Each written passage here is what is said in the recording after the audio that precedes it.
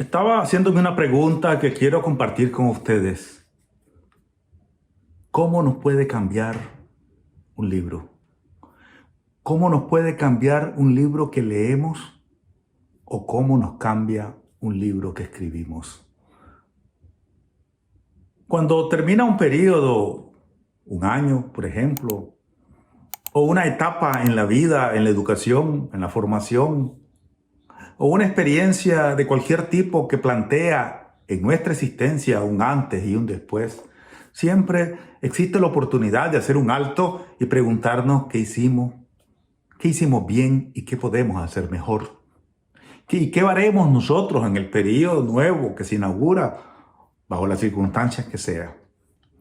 Y uno de los asuntos claves es si vamos a leer, si podemos desarrollar el hábito de leer y qué podemos leer para utilizar los libros como un instrumento de cambio, como un mecanismo de cambio, como una placentera ocupación para cambiar y ser mejores. A veces se dice, por ejemplo, que la escuela a la cual vamos, que nosotros pasamos por la escuela, pero la escuela no pasa por nosotros. ¿Y qué quiere decir eso? ¿O qué queremos decir con eso? Bueno, a veces es posible que tengamos un libro en la mano y que leamos un libro y el libro pasó de noche. Es decir, ¿qué hace la diferencia?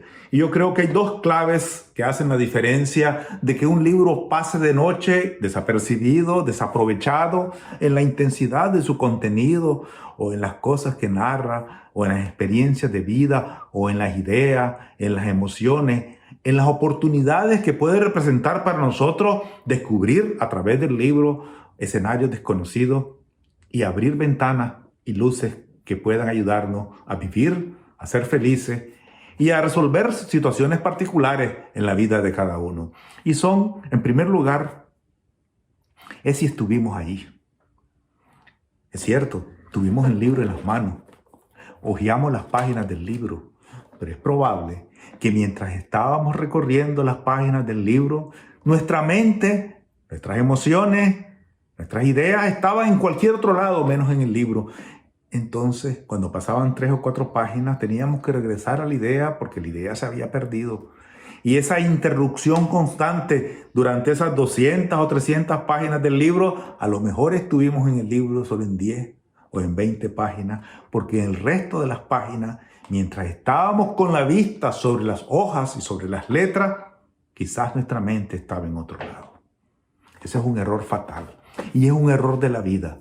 A veces estamos viviendo los acontecimientos, nuestras propias realidades, y no estamos ahí. No estamos ahí para disfrutarla, para vivirla, para sentirla, para aprender de ella, para asimilarla. Si no, estamos en cualquier otro lado, en un pasado que ya se fue, en un futuro que aún no existe, o en un escenario que no es el escenario presente, inmediato, en el que deberíamos estar. Para poder aprender de un libro, para poder utilizar el libro como un instrumento de desarrollo personal, hay que estar ahí, en el libro, en el contenido del libro, recorriendo las páginas, las ideas, los pensamientos, las emociones que el libro nos cuenta. Pero hay un segundo elemento clave. Hay que ser un lector activo. Y cuando decimos un lector activo, es un lector que está pendiente de la dinámica, pero también un lector que se cuestiona los elementos que están planteados. Un lector que critica quizás al personaje. Un lector que imagina las escenas. Un lector que construye los escenarios posibles. Un lector que imagina el futuro de esa narración. Un lector que disfruta la trama, pero también que cuestiona la trama.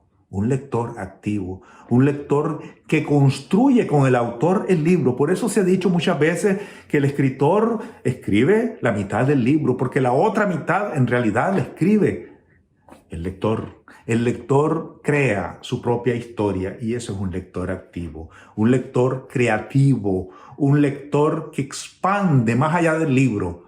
Está en el libro, pero sale más allá del libro. Y ahí tenemos una virtud extraordinaria del lector activo. El lector activo presente. Estar presente en la lectura, pero ser activo, por lo tanto creativo y capaz de transformar el texto que hemos recibido del autor. Y sea el texto que sea. Esa es la clave. Esas son las claves. Y sin lugar a duda, cuando concluyamos la lectura de ese libro, seremos otro. Antes del libro leído y después del libro leído. Porque no pasó de noche el libro. Estuvo con nosotros el libro. Fue nuestro compañero de 10, de 15, de 20 horas durante 10 días, 15 días. Depende del ritmo nuestro. Y durante ese tiempo fuimos compañeros de viaje, compañeros de vida.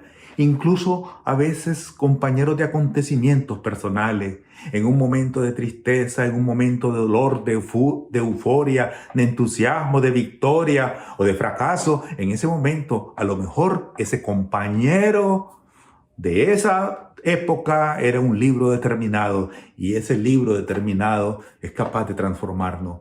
Porque en esas 200 páginas o 300 páginas de un libro es muy probable que recordemos una o dos o tres frases. Y es probable que el título del libro y el título del autor, el nombre del autor, sea recordado por siempre. ¿Cuántos libros leímos en el periodo que se fue en el año pasado o en los últimos 10 años, por ejemplo, de nuestra vida? Bueno, es muy probable que tengamos la capacidad de enumerar 10 o 15 de los 50 o 100 libros leídos. Pero de esos 10 o 15 libros leídos, es muy probable que podamos recordar 5, 6, 7 frases clave de todos esos libros. Y al final, esas 200 páginas se sintetizan en la posibilidad de capturar esa idea y de hacer de esa idea parte de nuestra experiencia de vida, de nuestra memoria, de nuestras emociones, de nuestra visión de la circunstancia. Y quizás una de esas frases, una de esas experiencias que el libro nos ha traído, nos haya servido para resolver un conflicto de nuestra vida.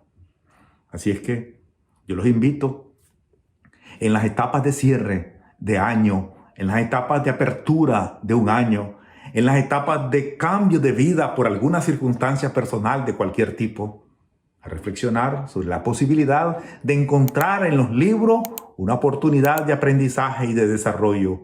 Y eso requiere dos condiciones clave: estar ahí presente con el libro y ser un lector activo.